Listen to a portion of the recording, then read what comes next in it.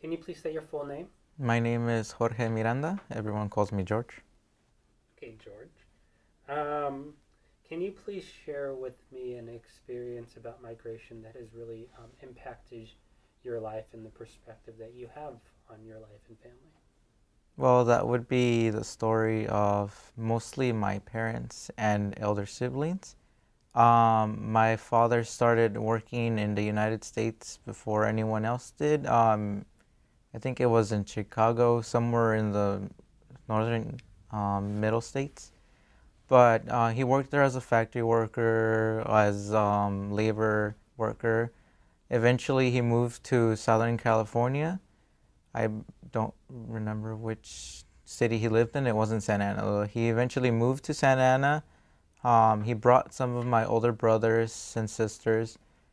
They helped him out. They got jobs, very menial jobs, unfortunately, but they managed to raise enough money to bring over the rest of my family, which was all my elder sisters and, well, my mother. And then at that time, I don't think she was pregnant with me yet, but it wasn't shortly after that she ended up having me in the United States.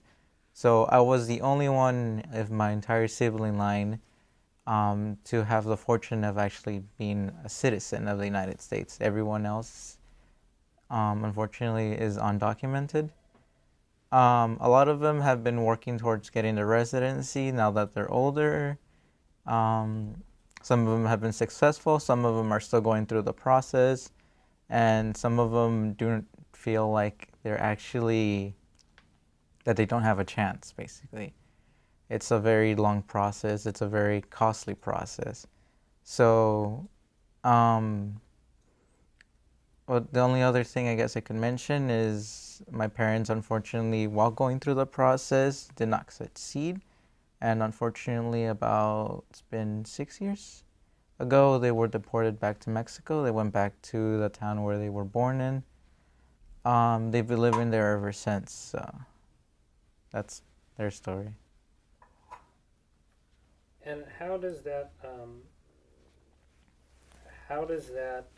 affect you, knowing that um, out of all your siblings, you're the only one here that is basically here legally?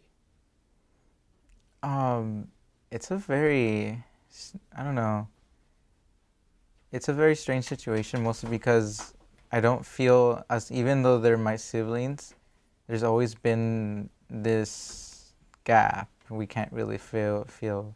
I can go to Mexico anytime I want and come back. It's as easy as literally just walking there and back. Fortunately, they cannot do the same. They cannot see their native land, I guess, and come back whenever they want. They have a very difficult time finding jobs. They have a very difficult time raising their children. And I have not, I don't know, I can't say I'm going through the exact same experience they are. And I guess I am pretty lucky, though. Um, with everything that you have mentioned, what do you hope to accomplish with this Memories of Migration project?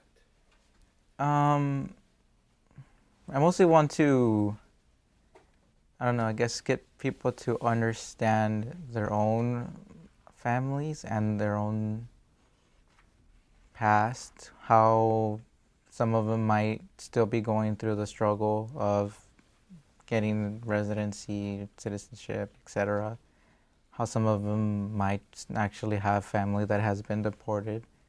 That's what I want to make my focus. Essentially, I want to see how they deal with a system that is very difficult to get through and very expensive to get through, and still manage to want to stay here. I guess as well, what keeps them in the United States? What's worth going through all that struggle for?